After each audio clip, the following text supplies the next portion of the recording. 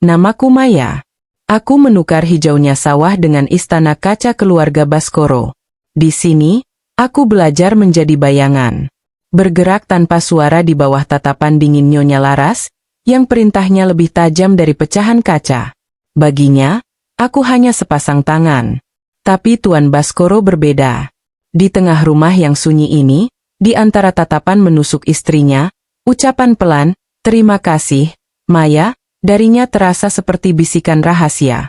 Sebuah kebaikan kecil yang terasa jauh lebih berbahaya daripada bentakan Nyonya. Suatu pagi, Bu Laras mengumumkan dengan nada datar bahwa ia akan pergi ke luar negeri untuk sebuah proyek penting. 2 minggu, katanya, lebih kepada Pak Baskoro daripada kepadaku.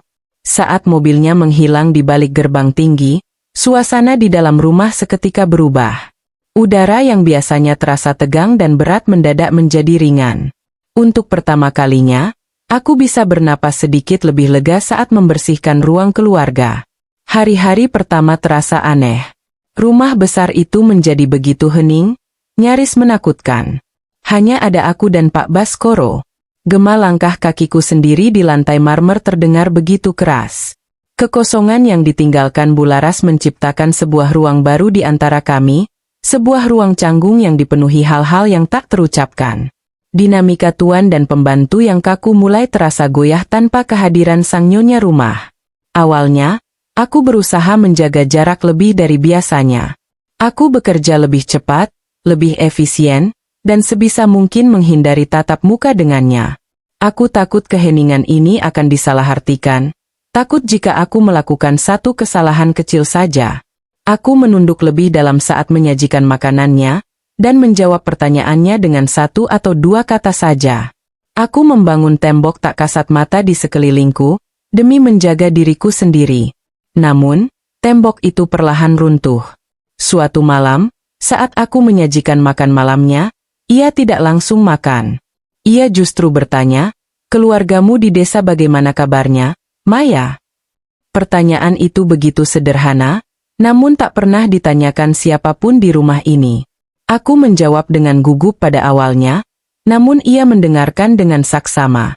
Keheningan di antara kami tidak lagi terasa canggung, melainkan mulai terisi oleh percakapan yang hangat dan personal. Tugas membersihkan jendela-jendela tinggi di ruang kerja Pak Baskoro selalu membuatku sedikit gugup. Ruangan itu penuh dengan buku dan aroma kertas tua yang menenangkan, tetapi jendelanya yang menjulang tinggi menuntutku untuk naik ke sebuah tangga kecil yang sedikit goyah. Siang itu, saat aku sedang mengelap bagian paling atas, kakiku salah berpijak.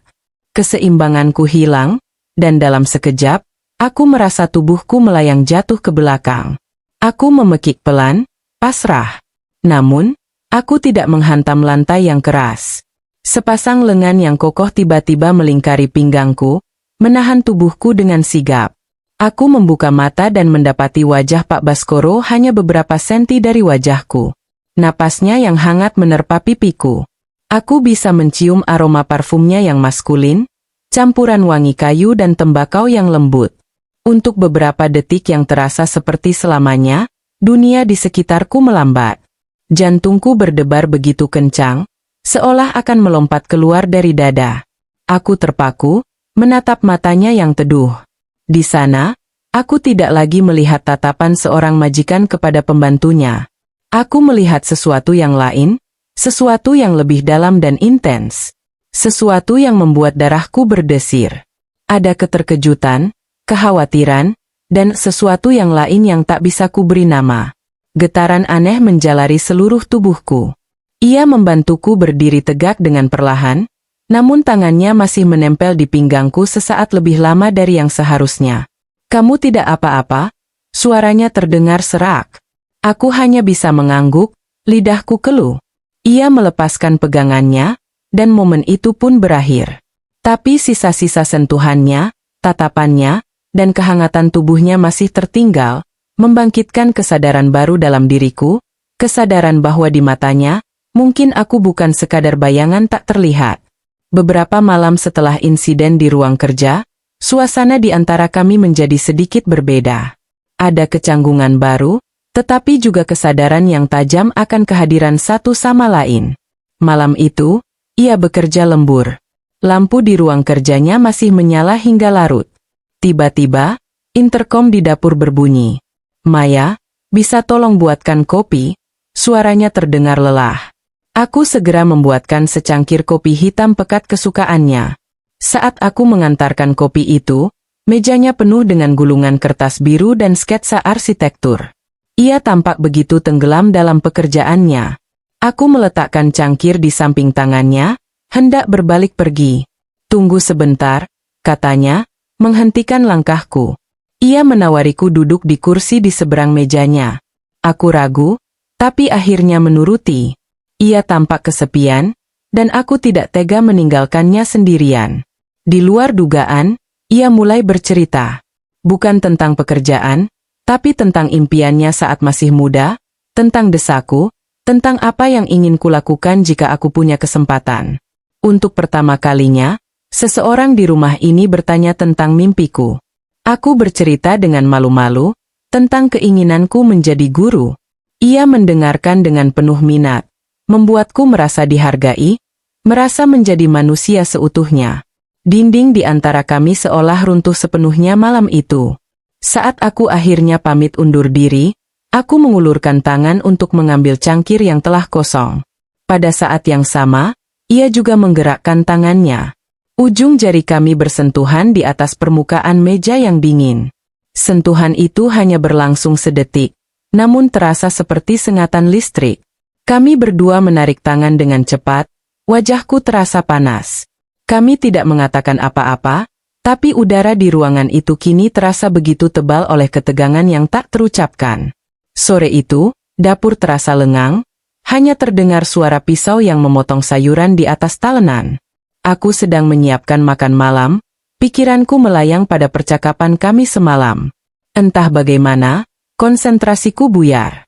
Pisau di tanganku terpeleset, menggores telapak tanganku cukup dalam.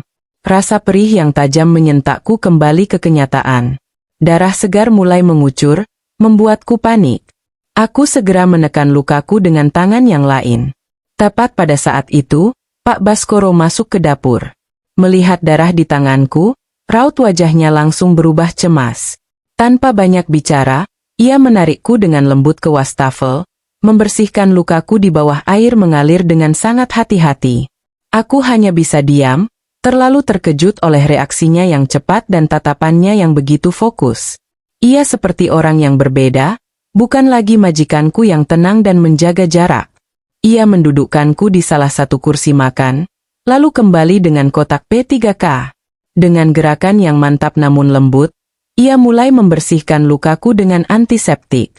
Sentuhannya begitu ringan, nyaris tak terasa. Lalu, ia membalutnya dengan perban. Selama proses itu, keheningan di antara kami terasa begitu berat dan intim. Aku hanya bisa menatap tangannya yang terampil merawat lukaku. Setelah selesai, tangannya tidak langsung lepas. Ia masih menggenggam tanganku yang kini terbalut perban. "Lain kali hati-hati, Maya," bisiknya, suaranya rendah dan serak. Aku mengangkat wajah, dan mata kami bertemu. Di matanya yang teduh, aku tidak melihat seorang majikan, melainkan seorang pria yang tulus mengkhawatirkanku. Didorong oleh momen kerapuhan dan rasa terima kasih yang meluap, aku tidak menarik tanganku. Detik berikutnya, ia mencondongkan tubuhnya, dan di tengah aroma antiseptik, ciuman pertama kami yang terlarang terjadi. Keesokan paginya, udara di ruang makan terasa 1000 kali lebih berat dari biasanya. Aku menyajikan sarapan untuk Pak Baskoro, tanganku sedikit gemetar. Aku tidak berani menatap matanya, dan fokus menuangkan teh ke dalam cangkirnya. Bayangan ciuman kemarin sore terus berkelebat di benakku. Rasa bibirnya yang hangat, sentuhan tangannya yang lembut, semua terasa begitu nyata sekaligus seperti mimpi. Sepanjang pagi, aku berperang dengan pikiranku sendiri. Apakah itu sebuah kesalahan? Tentu saja.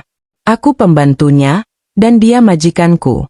Ada garis tak terlihat yang telah kami langgar bersama. Rasa bersalah mulai merayap, mencengkeram hatiku. Aku merasa telah mengkhianati kepercayaan Bularas, meskipun ia tak pernah benar-benar mempercayaiku.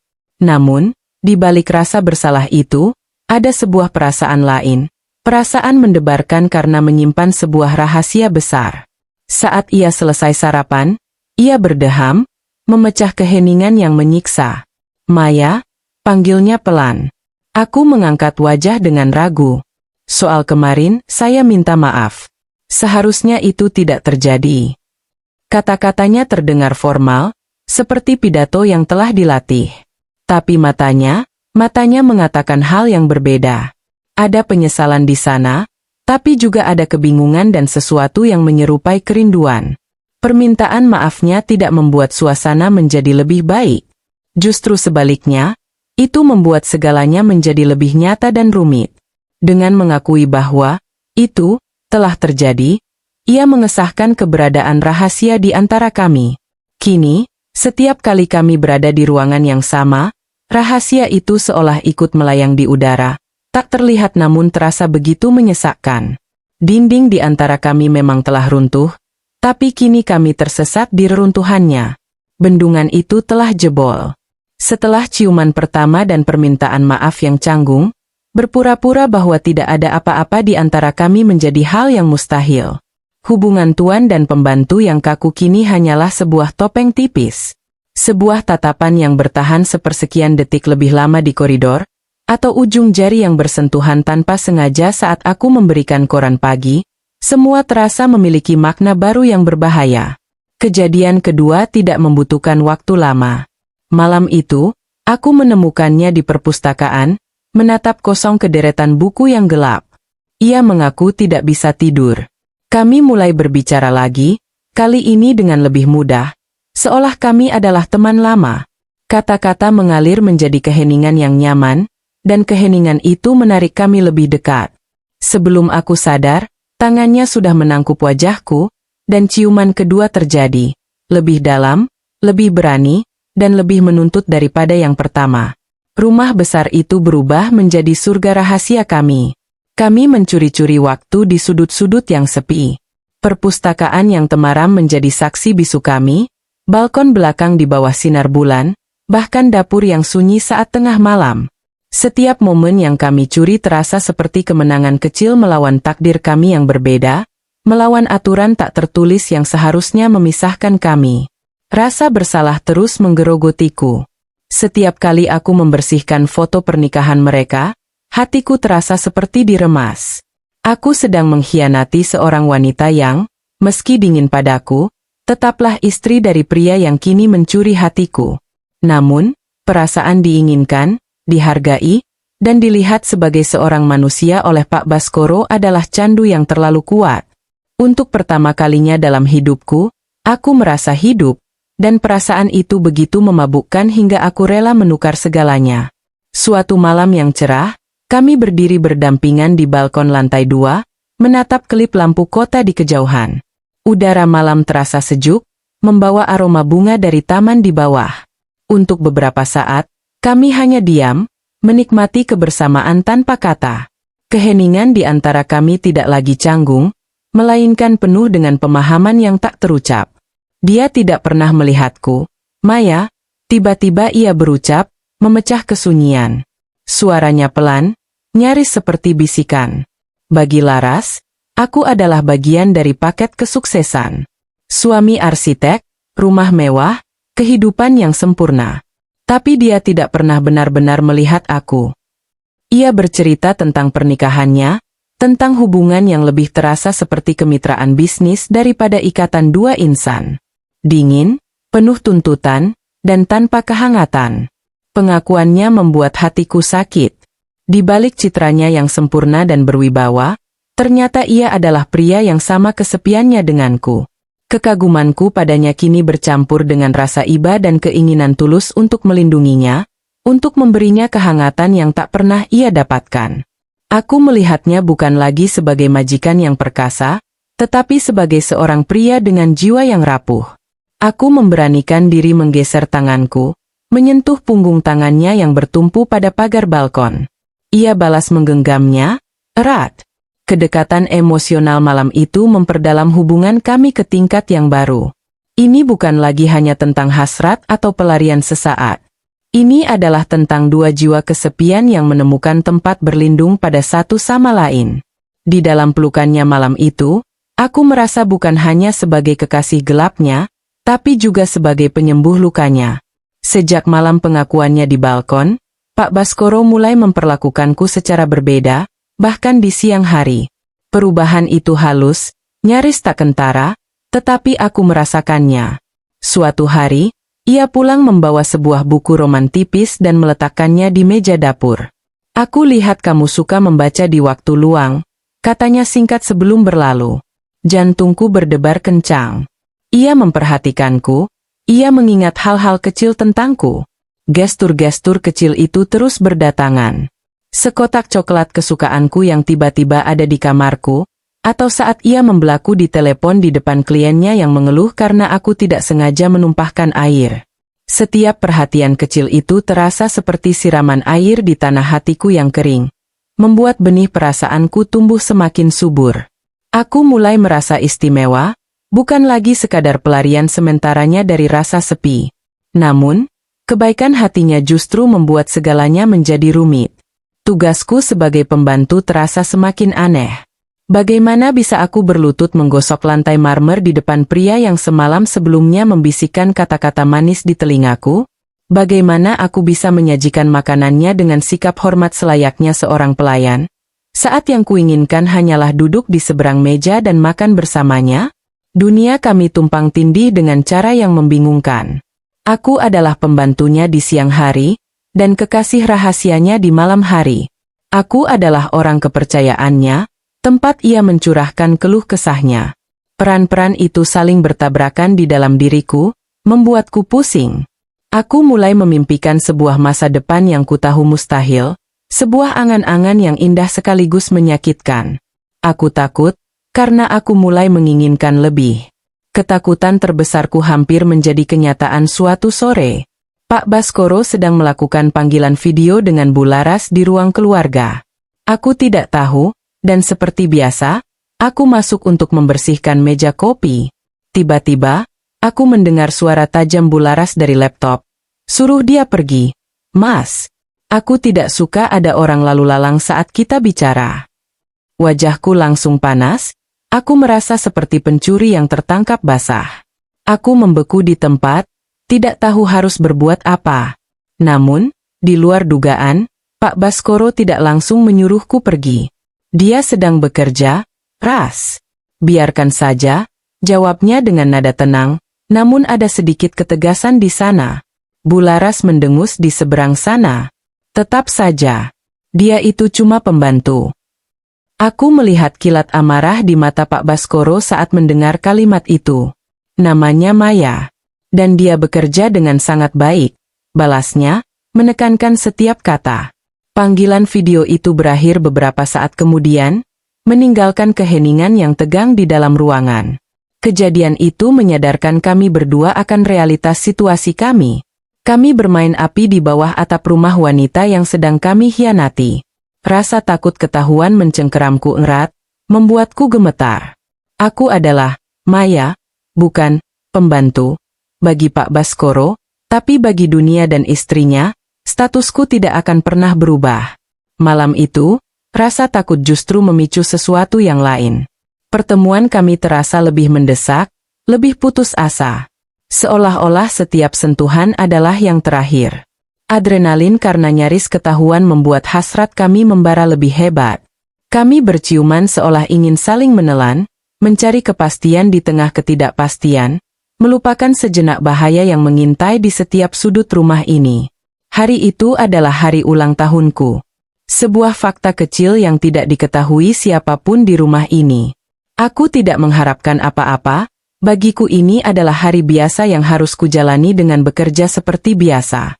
Aku bahkan tidak memberitahu keluargaku di kampung, tak ingin menambah beban mereka. Seharian aku bekerja dengan sedikit perasaan melankolis, merindukan kue buatan ibu dan ucapan selamat dari adik-adikku. Malamnya, saat aku kembali ke kamarku yang kecil di paviliun belakang, aku merasakan ada yang aneh. Ada sebuah kotak kecil terbungkus kertas kado sederhana tergeletak di atas bantalku. Jantungku berdetak kencang. Dengan tangan gemetar, aku membukanya. Di dalamnya, terbaring sebuah kalung perak dengan liontin berbentuk bulan sabit yang mungil. Simpel, tidak mencolok, tapi begitu indah. Di bawah kalung itu, ada secari kertas kecil.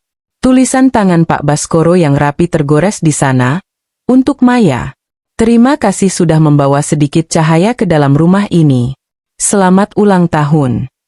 Aku menutup mulutku, berusaha menahan isak tangis yang mendesak keluar. Ia tahu. Entah bagaimana, ia tahu hari ini adalah hari ulang tahunku.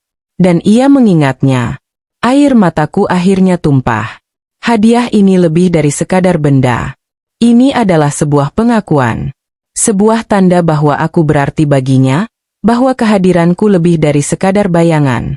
Aku segera memakai kalung itu, merasakan logam dinginnya di kulitku.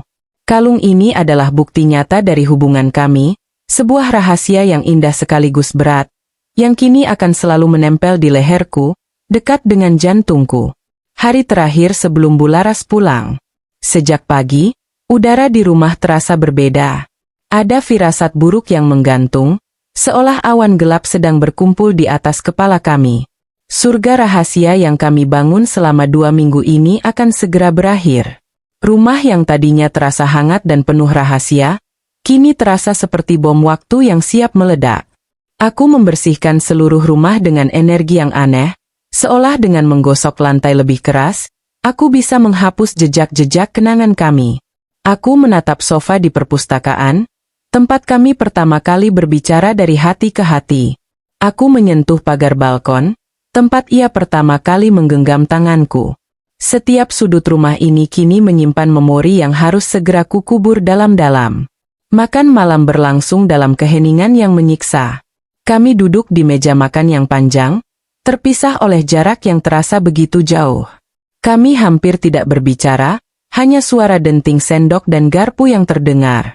Tapi mata kami terus saling mencari, berkomunikasi tanpa suara. Ada ketakutan, kesedihan, dan sebuah pertanyaan besar yang tak terucap. Setelah ini, bagaimana? Selesai makan, aku membereskan meja dan bersiap kembali ke dapur. Biasanya, ia akan langsung masuk ke ruang kerjanya. Tapi malam ini tidak. Ia hanya berdiri di tengah ruang makan yang remang, menatapku lekat. Lalu, ia memanggil namaku. Maya. Suaranya terdengar parau, bukan sebuah perintah atau permintaan, melainkan sebuah permohonan yang putus asa. Dan aku tahu, malam ini akan menjadi penentu segalanya. Tanpa kata, ia mengulurkan tangannya. Aku ragu sejenak, lalu menyambutnya. Tangannya yang hangat menggenggam tanganku yang dingin. Ia tidak membawaku ke perpustakaan atau balkon. Ia menuntunku menaiki tangga utama yang megah, menuju koridor lantai 2, menuju satu-satunya tempat yang selama ini menjadi area terlarang bagiku. Kamar tidur utama mereka. Jantungku berdebar begitu kencang hingga terasa sakit. Saat ia membuka pintu kamar itu, aroma parfum mahal Bularas langsung menyergapku. Ruangan itu luas, dingin, dan terasa asing, dipenuhi perabotan mewah dan foto-foto pernikahan mereka yang terpajang di dinding. Namun, saat ia menutup dan mengunci pintu di belakang kami, ruangan itu seolah berubah menjadi milik kami berdua. Dunia di luar sana lenyap, hanya ada aku dan dia. Di bawah tatapannya yang penuh hasrat, semua keraguan dan ketakutanku menguap. Malam ini adalah malam terakhir, dan aku tidak ingin menyia-nyiakan satu detik pun. Di atas ranjang megah mereka, ranjang yang seharusnya tidak pernah kusentuh, aku menyerahkan diriku sepenuhnya. Semua garis batas telah terhapus, semua aturan telah kami langgar. Aku bukan lagi Maya si pembantu. Di pelukannya, aku hanyalah Maya, seorang wanita yang merasa dicintai. Ia menjelajahi setiap inci tubuhku seolah sedang menghafalnya, seolah ingin menyimpan setiap lekuknya dalam ingatan. Dan aku membiarkannya. Aku membalas setiap sentuhan, setiap ciuman, dengan gairah yang selama ini terpendam. Di dalam kamar terlarang itu, aku menemukan puncak kenikmatan dan rasa memiliki yang kutahu tidak akan bertahan lama. Namun di saat itu sudah lebih dari cukup. Itu adalah segalanya bagiku. Aku menyelinap keluar dari kamarnya sebelum fajar menyingsing. Setiap langkahku terasa berat. Tubuhku terasa lelah namun puas, tetapi hatiku hancur berkeping-keping. Aku kembali ke kamarku yang sempit, aroma tubuhnya masih menempel di kulit dan rambutku. Aku segera mandi, menggosok tubuhku kuat-kuat, seolah berusaha menghapus bukan hanya jejaknya, tetapi juga rasa bersalah yang menyesakkan. Hari itu, rumah harus kembali seperti semula. Aku bekerja dengan energi yang panik, membersihkan setiap sudut dengan lebih teliti dari biasanya. Tugas terberat adalah saat aku harus mengganti spray di kamar tidur utama mereka. Menyentuh kain yang menjadi saksi bisu penyerahan diriku semalam terasa seperti sebuah pengkhianatan yang paling keji. Aku melipatnya rapat-rapat, memasukkannya ke mesin cuci, berharap air dan sabun bisa menghapus dosa kami. Pak Baskoro menjaga jarak. Topeng majikan yang tenang dan profesional telah kembali terpasang di wajahnya. Ia memberiku beberapa instruksi untuk menyambut kedatangan Bularas, suaranya terdengar datar dan tanpa emosi. Seolah malam tadi tidak pernah terjadi. Seolah semua keintiman dan pengakuan yang kami bagi hanyalah sebuah mimpi. Kenyataan menghantamku dengan begitu keras, membuatku sulit bernapas. Keheningan di antara kami kini terasa berbeda. Bukan lagi keheningan canggung atau keheningan yang penuh arti. Ini adalah keheningan yang menyakitkan, dipenuhi oleh kata-kata yang tidak bisa kami ucapkan dan perasaan yang harus kami sembunyikan. Surga rahasia kami telah resmi ditutup, dan kini kami adalah dua orang asing yang terikat oleh sebuah rahasia yang indah namun mustahil. Siang itu, bel pintu berbunyi. Jantungku seolah berhenti berdetak. Bularas sudah pulang. Ia masuk dengan angkuh, menyeret kopernya, dan langsung mengeluh tentang penerbangannya yang melelahkan. Kehadirannya seketika membuat suhu di dalam rumah turun beberapa derajat. Auranya yang dominan dan dingin kembali mengisi setiap sudut, mengusir sisa-sisa kehangatan yang sempat ada. Aku membawakan teh ke ruang keluarga, meletakkannya di atas meja dengan tangan yang berusaha keras agar tidak gemetar. Aku kembali menjadi tak terlihat, bayangan yang bergerak tanpa suara, bagian dari perabotan. Pak Baskoro duduk di samping istrinya, mendengarkan ceritanya dengan wajah yang sulit ditebak. Mereka tampak seperti pasangan sempurna dari sampul majalah. Saat Bularas sibuk dengan ponselnya, mataku tanpa sengaja bertemu dengan mata Pak Baskoro. Hanya sesaat, tapi aku bisa melihat segalanya di sana. Ada penyesalan, kerinduan, rasa bersalah, dan sebuah janji tak terucap yang entah apa artinya. Ia segera membuang muka, kembali menjadi suami yang patuh. Kontak mata singkat itu adalah satu-satunya pengakuan bahwa apa yang terjadi di antara kami memang nyata. Aku menundukkan kepala dan berbalik, melangkah pelan kembali ke dapur, tempatku seharusnya berada. Kalung bulan sabit di balik seragamku terasa dingin di kulitku. Kehangatan sentuhan Pak Baskoro kini terasa seperti kenangan dari kehidupan orang lain. Apakah semua ini hanyalah sebuah selingan singkat yang harus segera kulupakan? Ataukah aku telah terjerat dalam dosa yang akan mengubah nasibku selamanya? Pertanyaan itu menggantung di udara dapur yang steril, tanpa seorang pun yang bisa menjawabnya.